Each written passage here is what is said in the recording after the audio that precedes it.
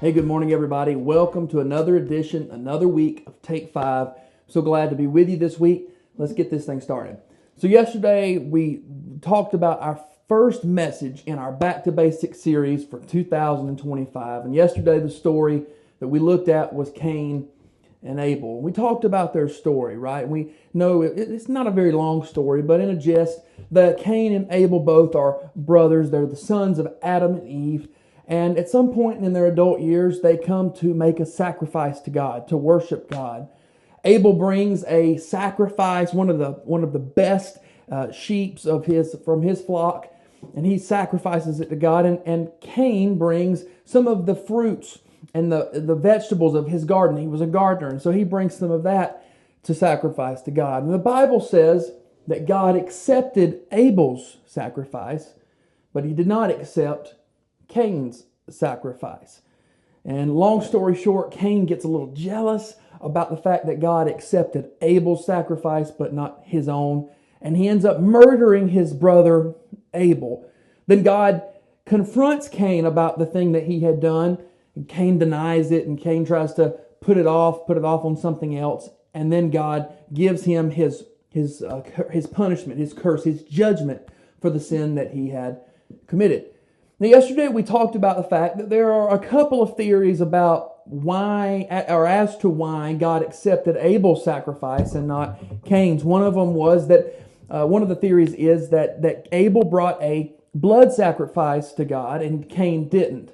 And so some people believe that because he brought a blood sacrifice, God accepted it as the forgiveness of Abel's sins, and because Cain didn't bring a blood sacrifice, that God didn't accept it for that reason. That's a pretty good assumption or inference, if you will. The truth is, though, we really just don't have all of the information we need to be 100% sure that that's the case. This is thousands of years before the law of Moses has ever been given to the people, where God gives the instructions for the blood sacrifice. And who knows? I mean, maybe God did tell the people of that time that this is how I want you to do it, but we just don't know.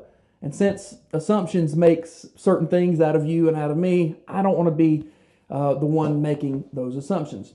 That's one theory. The other theory is that Abel brought the first fruits. He brought the very best he had as a sacrifice. The Bible actually says that Abel brought the first fruits, the best lambs of his flock that he had.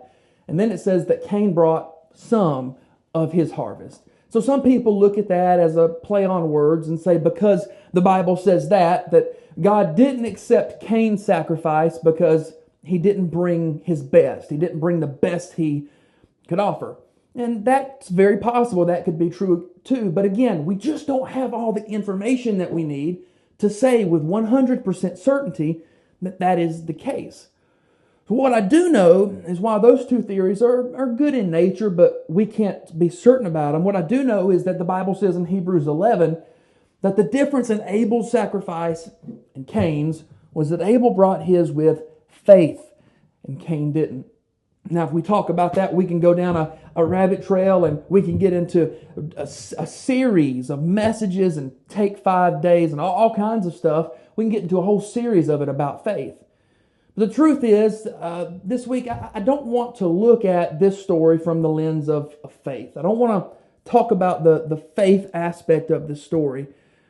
I want to talk about another word that is very, it's largely symbiotic with the word faith and with faith. I want to talk to you this week and show you how this story talks about legacy. Legacy. See, I believe this whole story of Cain and Abel is a story about legacy. And so I titled the message for this week, Beyond the Grave. Beyond the Grave. Because I promise you this one thing. The life that you and I live right now is a life that will continue on beyond the grave. The things that we do, the actions that we take, the life that we live, the decisions we make, the things we do, the way we live our life will impact future generations after us. Our life and the things that we do and the way we live our life will live on far beyond the grave. And we're going to talk about this story this week of Cain and Abel. We're going to look at the legacy aspects of this story. But in order to hear all that, you got to make sure you tune in every day this week for Take 5. I hope you have a great day today. I'll see you again right here tomorrow on Take 5.